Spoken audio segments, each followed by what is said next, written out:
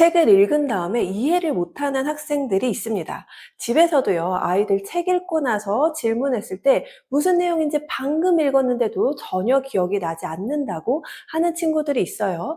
책의 내용의 전체 내용을 꼼꼼하게 기억하는 친구들이 있고, 어떤 친구들은 드문드문 기억하고요. 어떤 친구들은 방금 읽었는데도 무슨 내용인지 모르겠다라고 말하는 학생들이 있습니다. 이거 내 아이의 이야기인 거 아닌가라는 생각이 드시면 끝까지 영상을 한번 보시면서 해결 방법까지 알아보시면 좋겠습니다. 우리 아이가 책을 너무 빠르게 읽어서 제대로 읽고 있는가라는 불안감이 있는 부모님들이 계세요.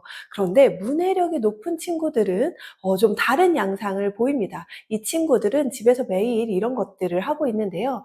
도대체 이 문해력이 낮은 원인과 그 해결 방법이 무엇인지에 대해서 한번 이야기를 나눠보고자 합니다.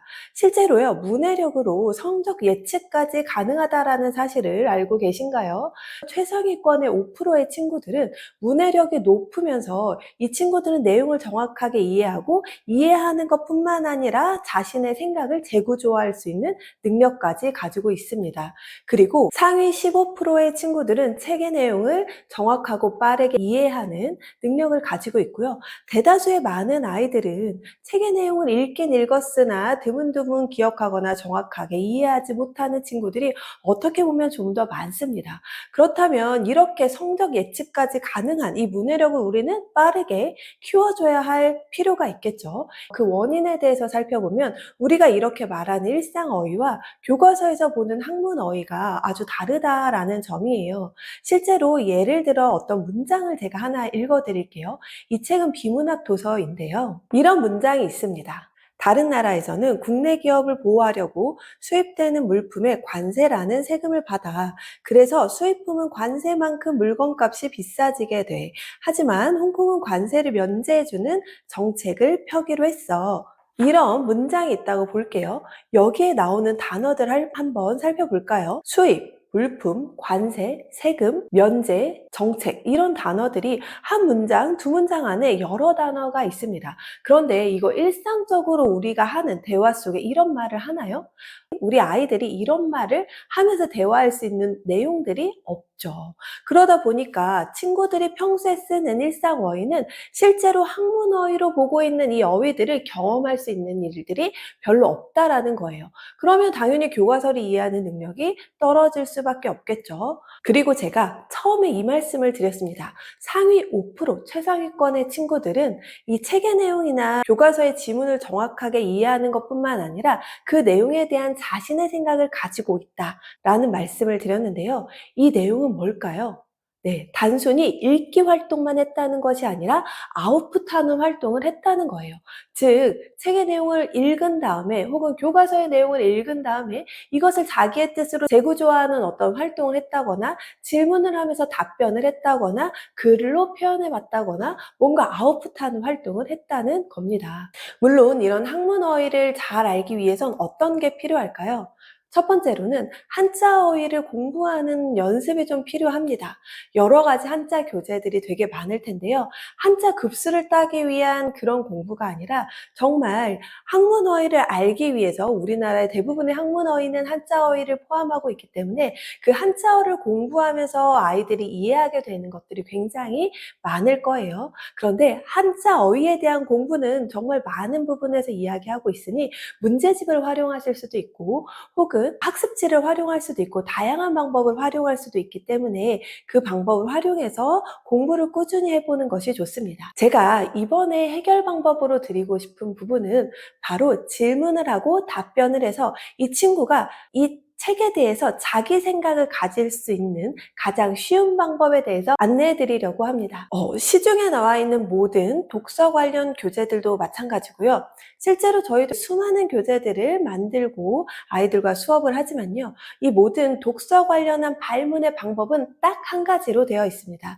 무슨 말이냐면 그 발문의 방법이 정해져 있다는 건데요. 그래서 모든 교재들, 모든 브랜드에선 다 이 발문의 방식으로 아이와 질문을 주고받고 하는 것입니다. 바로 블룸의 그 발문법에 따라 질문을 합니다. 그 질문의 방법은 지식, 이해, 적용, 분석, 종합, 평가라는 형식으로 아이들한테 질문을 하는데요. 조금 더 사실적인 질문에서 아이들이 확산형 질문으로 넘어갈 수 있도록 이 단계를 밟아서 질문한다고 보시면 됩니다. 지식이나 이해는 아무래도 아이들이 이 사실을 정확하게 이해하고 있는지 팩트에 대한 질문을 주고받는 거예요. 등장인물이 누가 나왔어? 그 등장인물이 어떤 행동을 했지? 그리고 그 다음에 어떤 사건이 벌어졌어? 이런 것들은 아이들의 생각이 끼어들 수 있는 질문이 아닙니다. 그냥 질문에 대한 답변이 사실적으로 나오는 거예요. 그래서 이 친구가 책에 대한 내용을 정확하게 읽었는가를 확인하고 싶다면 대체적으로 지식 이해 정도의 수준에서 발문이 그치게 됩니다. 그런데 적용에 대한 질문은요, 이런 거예요. 그 등장인물이 경험한 것처럼 너도 그런 경험이 있니? 읽은 내용처럼 너도 그런 것들을 본 적이 있니? 이렇게까지 내 삶과 적용시키면 적용에 관련한 질문입니다. 그래서 이 내용들을 독서 관련한 수업 혹은 독서 관련한 교재들을 보시면 사실적인 질문 뒤에 경험에 대한 질문이 나올 거예요. 왜냐하면 내 경험을 조금 끄집어내서 확장해서 질문할 수 있기 때문입니다. 그렇다면 어머님들 어떻게 활용하실 수 있겠어요? 네, 책에 대한 내용을 읽었으면 아주 쉽게 사실적인 질문을 먼저 던지는 거예요. 이 책에 대한 등장인물, 무슨 사건, 어떤 일들이 벌어졌는지에 대한 질문을 하는 겁니다. 그리고 내 경험과 연관 지을 수 있는 질문을 하시는 거예요. 그런데 그런 적이 있니? 라고 얘기했어요. 그 다음에 뭐 하시면 돼요? 그때 너는 어떤 느낌이 들었어? 그때 너는 어떤 행동을 했어? 다음에 또 그런 일이 벌어진다면 어떻게 행동할 거야? 라고 하면 그 사건에 대한 내 경험과 관련지어서 나의 느낌과 생각까지 말할 수 있겠죠. 그 다음 질문이 바로 분석 종합 평가에 관련한 질문입니다. 즉, 분석 종합 평가라는 것은요, 비교와 대조, 이런 질문을 할 수도 있고요. 혹은 창의적인 질문들, 왜 그렇게 생각했는지 이런 것들을 질문하게 되면 그 다음 단계의 질문으로 넘어가게 된 거예요. 아이들이 좀 똑똑하면요. 책의 내용을 정확하게 이해하지 않았는데도 추론형 질문이기 때문에 마치 그런 것처럼 대답을 하는 케이스들도 많아질 겁니다. 그렇지만 아이들이 사실적인 질문을 먼저 하고 그거에 대한 토대를 잘 다진 다음에 분석 종합 평가에 관련한 질문을 던져야지 제대로 된 아이의 생각을 끄집어내는 질문의 방법이다라고 생각해 주시면 됩니다. 예를 들어 분석 종합 평가에 대한 질문들은 이런 게 있겠죠. 이 등장인물이 왜 이런 행동을 했을까? 왜 끝까지 포기하지 않고 이 행동을 이어갔을까? 등장인물이 어렵고 힘든 점이 있었을 텐데 그것을 어떤 힘으로 극복했을까? 이런 질문들을 나눌 수 있고요. 이 책의 전체 내용을 한 문장으로 표현해 본다면 어떤 말로 표현할 수 있을까? 이런 표현도 할 수 있을 겁니다. 평가에 관련한 질문은 정말 평가해 보는 거예요. 등장인물의 행동이 어리석다고 생각하니? 아니면 용감하다고 생각하니? 옳다고 생각하니? 옳지 않다고 생각하니? 그렇게 생각한 이유는 뭐니? 이 책의 내용에 대해서 평가해 본다면 이 책의 장점은 뭐라고 생각하니? 단점은 뭐라고 생각하니? 너가 이 작가라면 이 책의 내용을 재구성한다고 했을 때 어떻게 내용을 구성해 보면 좋을까? 라는 식의 질문들을 던져보는 거예요. 그래서 쉬운 질문에서 어떻게 보면 조금 더 어렵고 생각할 수 있는 질문으로 점차 단계를 밟아서 질문을 해보는 겁니다. 즉, 문해력이 높은 친구들은요, 책을 단순하게 읽어서 인풋하는 활동 외에도 반드시 아웃풋하는 무언가의 활동을 매일매일 집에서 하고 있다는 뜻이에요. 그렇기 때문에 어머님께서 이 질문을 모두 아이와 매일 나누는 것은 너무 어렵겠죠. 네.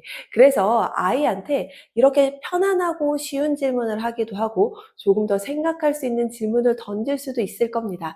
그런데 너무 긴 시간 대화하려고 하면 아이가 책 읽기조차 하기 싫다고 할 가능성이 있겠죠. 왜요?